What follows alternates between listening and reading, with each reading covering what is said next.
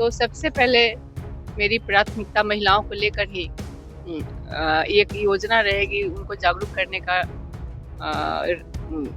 आगे कैसे बढ़े महिलाएं, यही मेरी योजना रहेगी। अच्छा, सासाराम में घूम रही हैं। देखिए, अभी तक तो अभी मेरे साथ सासाराम की जनता है। इन्होंने तो कभी मेरे सामने या कभी मीडिया के सामने कुछ बोला नहीं है। अब कौन क्या बोल रहा है, इससे क्या करना है मुझे।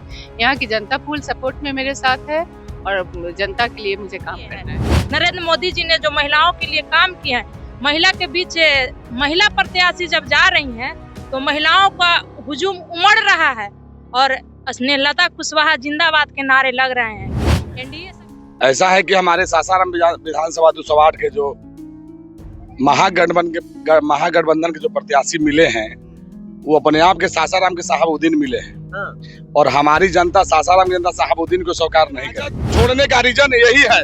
आप हमारी रीजन पूछे कि आपने छोड़ा क्यों। रीजन हमारी यही है, राजद हम छोड़कर इसीलिए आए कि हमें राजद छोड़ने में ही भलाई है, नहीं तो हम लोग भी लूट जाएंगे। और उन लोग का जमाना जब्त होने वाला है। हम उन लोग एक बात कह देते हैं मीडिया के माध्यम से, वो लोग समझ जाए और सुधर जाए। गैस सिलेंडर से खिलवाड़ बहुत अच्छा चीज नहीं है। बस पनोरमा ग्रुप जो सोचता है वो करता है। देखिए, सासाराम विधानसभा हॉट सीट हो चुका है। हॉट सीट में इसलिए बता रहा हूँ, यहाँ पर कई ऐसे उम्मीदवार हैं जो एक से बढ़कर एक हैं। और सासाराम की मैं जिक्र कर लूं कि 2020 विधानसभा चुनाव का मैं जिक्र कर रहा हूँ।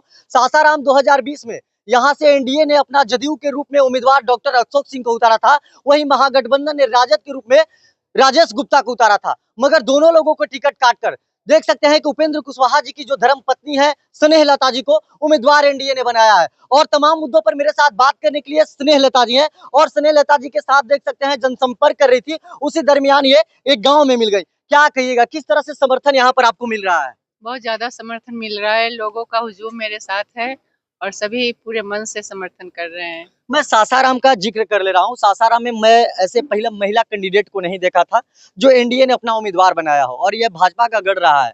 पहली आप ऐसी महिला हैं जो कैंडिडेट एनडीए ने अपना आपको उम्मीदवार बनाया है। तो महिलाओं के लिए क्या कुछ सोचकर आप आई हैं यहाँ पर? देखिए, सबसे पहले तो एनडीए के शीर्ष नेतृत्व को मेरा धन्यवाद है, जो जिन्होंने सभी लोगों ने मिलकर मुझे यहाँ का कैंडिडेट बनाया है।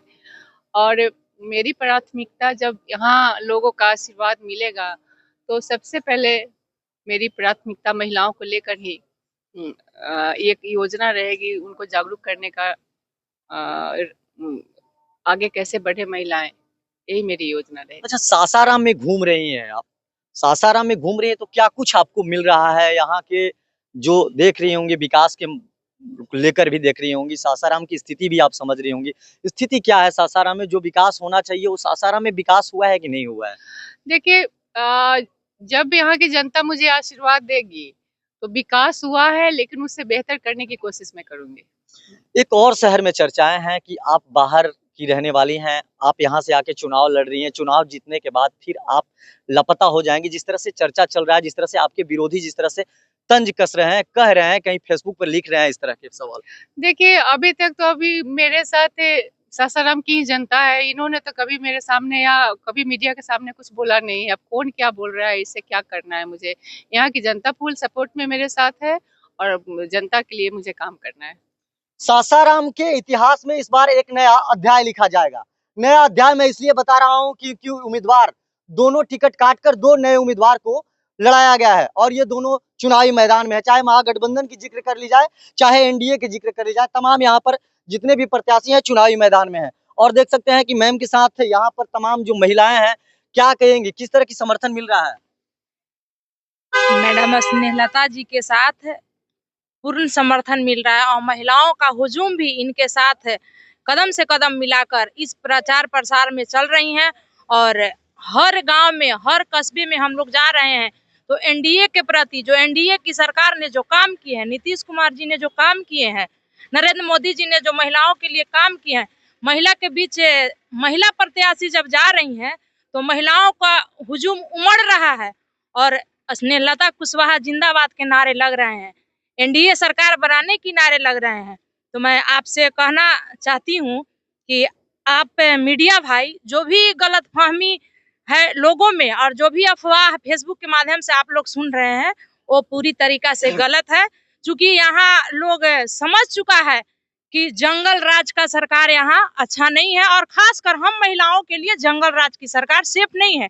इसीलिए महिलाओं के साथ साथ जेंट्स का भी हुजूम स्नेहलता कुशवाहा जी के साथ है कि हम लोग एनडीए का सरकार लाएं और फिर से महिलाओं को आगे बढ़ाएं। और आप देखे होंगे 2005 के पहले कुछ ही बात हमको याद है, लेकिन 2005 के पहले महिला को तो छोड़िए, जेंट्स लोग भी जब बाहर निकलते थे तो अंदर घर में बैठी महिला सोचती थी कि बेर डूब गया, आएंगे सुरक्षित घर पहुंचेंगे कि नहीं पहुंचेंगे। तो इसलिए आपसे मैं वादा करती हूं, आप मीडिया भाई हैं, कि आप जन जन तक पहुंचाएं इस न्यूज के कि एनडीए सरकार ही हम लोग को कुछ आगे बढ़ाने के लिए सोचेगी। और आप देख भी रहे हैं कि सासाराम के जनता के बीच एनडीए प्रत्याशी के रूप में स्नेहलता कुशवाहा जी को टिकट दिया है, क्योंकि महिलाओं को सम्मान को आगे बढ़ाना है, महिलाओं को आगे प्रेरित करना है और शिक्षित और सशक्त और मजबूत बनाना है। धन्यवाद। देखिए, मैं एनडीए का जिक्र कर रहा हूँ। महिला सशक्ति को लेकर तमाम तरह की योजनाएं लाई जा रही हैं, अपने आप में एक महिला सशक्त हो गई हैं। और मैं अरविंद कुशवाहा जी से बात करूंगा, जो राजद के नेता थे और इस समय एनडीए के प्रचार प्रसार में घूम रहे हैं। क्या कारण रहा भैया? आप राजद के थे और होड़ में थे महाराज कहीं का, और बहुत चर्चित नेता रहे हैं आप, और आप एनडीए के समर्थन में घूम रहे हैं। न्यूज नेशन को सबसे पहले मैं धन्यवाद देता हूँ। ऐसा है कि हमारे सासाराम विधानसभा 208 के जो महागठबंधन के जो प्रत्याशी मिले हैं, वो अपने आप के सासाराम के साहबुद्दीन मिले हैं। हाँ। और हमारी जनता, सासाराम की जनता साहबुद्दीन को स्वीकार नहीं करेगी। हाँ। दर्जनों केस के अपराधी रह चुके हैं, तो ऐसे लोग को वोट देकर अपने शहर को बर्बाद नहीं करना है। आज से कुछ दिन पूर्व सासाराम के जितने भी बड़े बड़े व्यवसायी, उनके दहशत से यहाँ भाग गए, जो बचे वो लूट गए। जैसे मैं नाम रखता हूँ, सासाराम रिलायंस पेट्रोल पंप लूटने वाला अपराधी कौन है, वो सासाराम के लोग बताए। सासाराम टोल टैक्स को लूटने वाला कौन है, जनता जानती है। LIC का पैसा सासाराम का लूटने वाला कौन है, ये शहर की जनता जानती है। मुरादाबाद के एक बच्चे को अपहरण करने वाला कौन है, वो भी गुप्ता बिरादरी का, शहर जानती है। जमुना साहु के हरंगबाजी लेने वाला कौन है, बानखर मराया, जमुना साहु राइस मिल बेचला। अभी 2-4-6 महीना पहले अपने आप को गोली मारा, और प्रत्याशी कौन है, शहर जानती है। दर्जनों, कई एक दर्जन केस के वांटेड और सासाराम के साहबुद्दीन रह चुके। अच्छा, मुद्दे पर आते हैं, व्यक्तिगत चीजों को छेड़छाड़ नहीं करना है, सब चीजों को। हम एक और बात पूछे, मुझे राजद छोड़ने का रीजन यही है। हाँ। आप हमारी रीजन पूछे कि आपने छोड़ा क्यों? अच्छा। रीजन हमारी यही है, राजद हम छोड़कर इसीलिए आए कि हमें राजद छोड़ने में ही भलाई है, नहीं तो हम लोग भी लूट जाएंगे। अच्छा, एक और बात पूछना चाहते हैं, जातीय समीकरण की बात के लिए महागठबंधन तो चुनौती है ही, जिस तरह से कह रहे हैं आप, लेकिन एनडीए जो यहाँ से स्नेहलता जी को उम्मीदवार बनाया है, और आपकी ही जाति से 2 ऐसे उम्मीदवार हैं जो ताल ठोक रहे हैं, चुनावी मैदान में है। समीकरण बिगाड़ने के लिए कहा जा रहा है कि कुछ कहा नहीं जा सकता है। वो विरोधी है और उन लोग का जमाना जब्त होने वाला है। हम उन लोग एक बात कह देते हैं मीडिया के माध्यम से, वो लोग समझ जाए और सुधर जाए। गैस सिलेंडर से खिलवाड़ बहुत अच्छा चीज नहीं है। हाँ। बस। हाँ। देखिए, ये राजद के पूर्व विधायक कह सकते हैं, राजेश गुप्ता जी के चचा लगते हैं, एनडीए के प्रचार प्रसार कर रहे हैं महाराज कहीं का। तो एनडीए का प्रचार कर रहे हैं तो हमारे भैया जब देखे कि प्रत्याशी सही नहीं है तो अपना बदल दिए। हाँ। चचा है राजेश गुप्ता जी के। हाँ। हम राजेश गुप्ता जी के चचा हैं। हाँ, उनको टिकट नहीं मिला। हाँ। उनको टिकट नहीं मिला, हमारी स्नेहलता जी को मिला, तो हम लोग उधर हो गए। हम लोग कहे लिए दूसरे को देंगे, तब जिता रहे हैं एकदम। तो हाँ, एकदम। तो देखिए, ये एनडीए उम्मीदवार के समर्थक हैं, साफ तौर पे ये लोग कह रहे हैं। और कुछ लोग राजद में थे और राजद में रहते हुए देख सकते हैं कि एनडीए खेमा में चले आए हैं।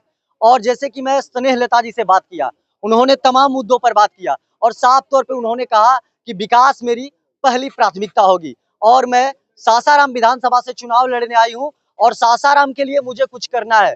जो स्नेहलता जी है, साफ तौर पे उन्होंने कहा, और खास तौर पे महिलाओं को सम्मान के लिए वो लगातार आवाज उठाएंगे और महिलाओं के सम्मान के लिए वो काम करेंगी। और तमाम मुद्दों पर जब यहाँ की जनता है, जनता ने इस बार मूड बना लिया है। साफ तौर पे लोगों का कहना है कि यहाँ से एनडीए को जिताकर पटना विदा करना है। बाकी तमाम आप ऐसे ही खबर देखने के लिए न्यूज़ 4 नेशन के साथ बने रहिए। तब तक के लिए दीजिए इजाजत, धन्यवाद। सूरज की पहली किरण के साथ जाग उठा बिहार। हर मत बने नई उम्मीद, हर कदम जिम्मेदारी।